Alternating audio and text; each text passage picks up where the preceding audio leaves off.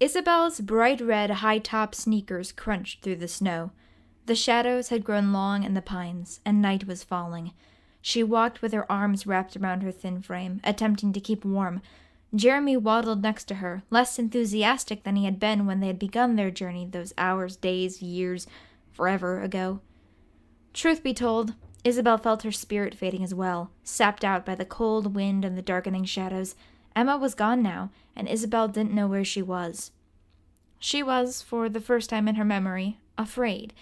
All she'd wanted was a fun little adventure with her friend, and now she didn't even know where she was.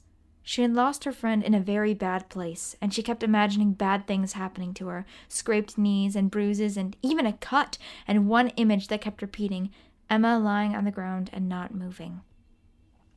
Isabel kept walking, though she didn't know where she was going.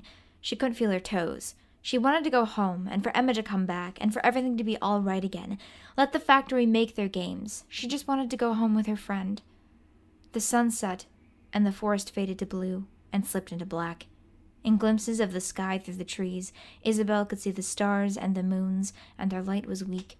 She stopped walking. There was nothing but darkness around her, save the patch of moon-silver snow that she stood in. Isabel curled up into a ball and lay down in the snow. Jeremy licked her face and curled up next to her. Being a dog, he did not understand why her face tasted saltier than usual. The sun was black iron, pocked with craters of sickly fire. A halo of ragged smoke drifted from its pores, crackling with aurora bands of lightning. Streams of glistening, burning oil poured from its grinding mouths into an eternal abyssal ocean, its water thick with oil and slurried flesh. Shards of bone, the corpses of old gods, rose above the water, fashioned into crucifixes for the ones who were spared. Icebergs filled with thousands of bloodied souls, melting slowly. The air, cold and empty, hummed with the distant moans of pain. Isabel stood on the water and saw beneath its obsidian sheen the pale, bloated faces of hundreds, packed together tight enough that each bone had been broken, jellied eyes spun about in crumpled sockets, crushed jaws mouthed without sound. She didn't know how she'd gotten there. Jeremy wasn't there either. She tried closing her eyes and opening them again, and she was still there. She shut her eyes tighter this time. "It's just a dream. It's just a dream. It's just a dream." She felt something wet and slippery wrap itself around her ankle. She looked down. It was a hand. It yanked down, plunging her foot into the water, and Isabel felt it go instantly numb. The hand's broken owner pulled itself above the surface, its wailing joined with Isabel's screams.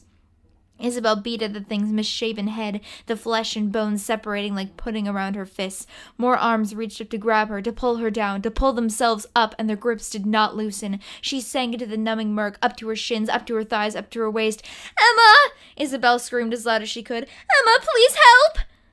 Emma wasn't there to hear her. Lower, lower, colder, colder. To her armpits now. Her struggling grew weaker, though not for lack of effort. The things were crawling on each other now, attempting to escape, and their weight pushed her ever down, up to her chin. As she gasped for mouthfuls of air, Isabel saw, in the distance, a throne. Upon the throne sat a king, all adorned in scarlet. The king had 7 spears, which pierced the brides that lay bloodied at his feet, from whose wombs spewed the great leviathans that teemed around the throne. The king raised an arm encrusted with barnacle gods and turned his thumb down. Isabel dropped beneath the surface, and all was cold. "You will not have her. Return to your abyss. You will not have her. Begone! Begone, all you evil spirits. Begone, all you ranks of demons. Begone, all you inhabitants of the abyss. You will not have her. Begone, first of the fallen gods. Begone, defiler of worlds. Begone, rapist king. Begone, usurper. Begone, lord of the throne and despair. You will not have her. I cast you out." Isabel woke up, gulping in frigid nighttime air. She could feel the snow against her and hear Jeremy's whimpering by her. She was back in the forest, far away from the horrible place she had seen. Her breathing slowed. Just a dream, she thought. The images melting away from her mind like snowflakes on skin, leaving only impressions, deep cuts of cold and fear. But just a dream. It wasn't real. She sat up and saw a man standing before her. He was short, stocky, draped in furs, with a broad face lost in folds and wrinkles and wind-tempered skin, and a wide, bulbous nose like some overripe fruit. A thick mane of tangled silver hair rested on his head and on his chin. In one hand he held a stone-tipped spear, in the other a torch. Standing in the flickering shadows behind him was a great gray wolf whose shoulders came up to the man's chin, watching intently with yellow eyes. Isabel grabbed Jeremy and held him close. The old man smiled gently. "I'm not going to hurt you," he said. His voice was guttural, rumbling and groaning as if he had not spoken in a long time. Yet his words belied a great joy in even their very speaking, so different from the vision she had received. His air was of safety, of warmth. He knelt down in the snow in front of Isabel, placing his spear to the side.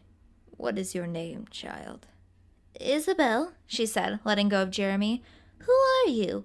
Santa? You kind of look like Santa." The old man's smile crossed his face again. No, I am just an old man. And who is this?" He motioned towards the dog, who had not barked at all the entire time. "Jeremy," Isabel said. "Ah." He extended his hand, and Jeremy sniffed at it for a moment before licking it. The old man scratched the corgi behind the ears.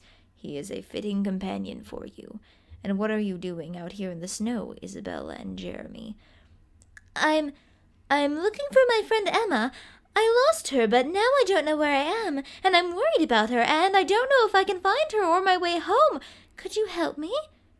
"Would you allow me to help you?" "Yes, please." Isabel nodded her head vigorously.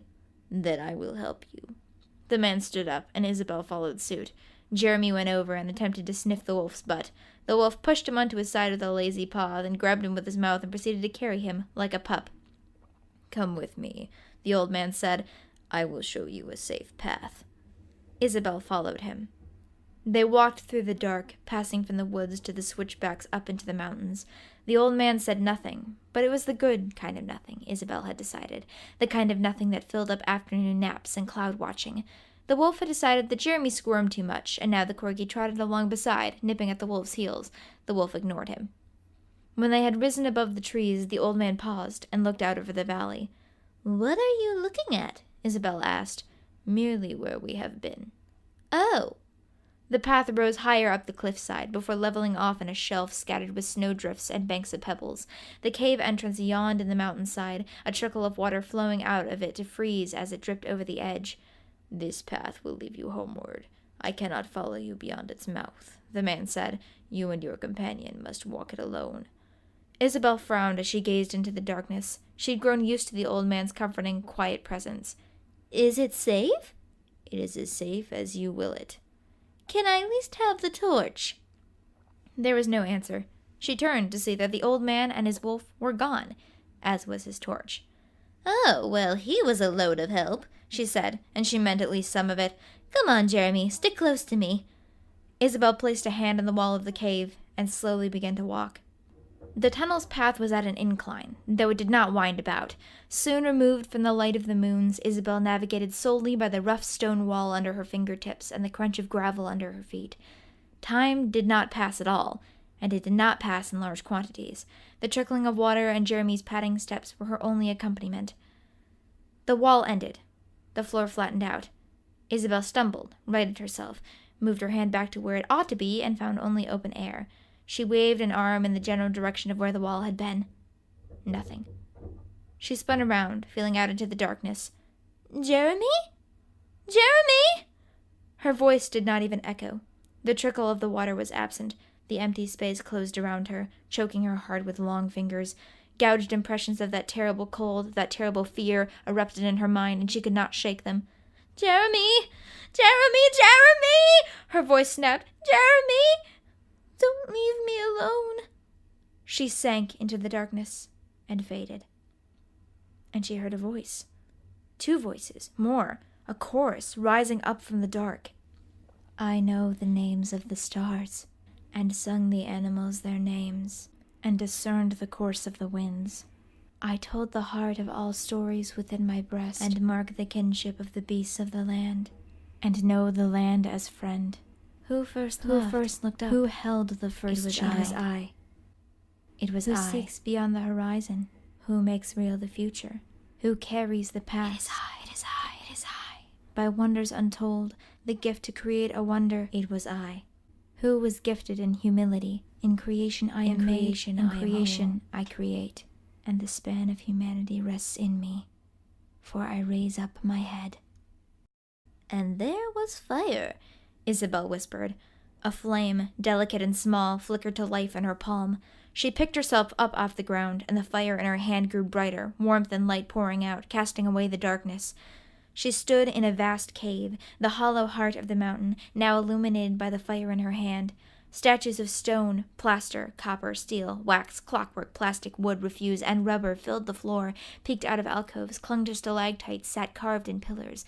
Paintings were spread across the floor in oil and ash and store-bought tempera, mosaics across the floor in tile and shell and bone. Men and women of the whole spectrum of humanity, from every age, from every place, from every time, thousands upon tens of thousands upon more. Among these were other figures, assistants, apprentices, companions, human and animal alike, all as varied as their employers.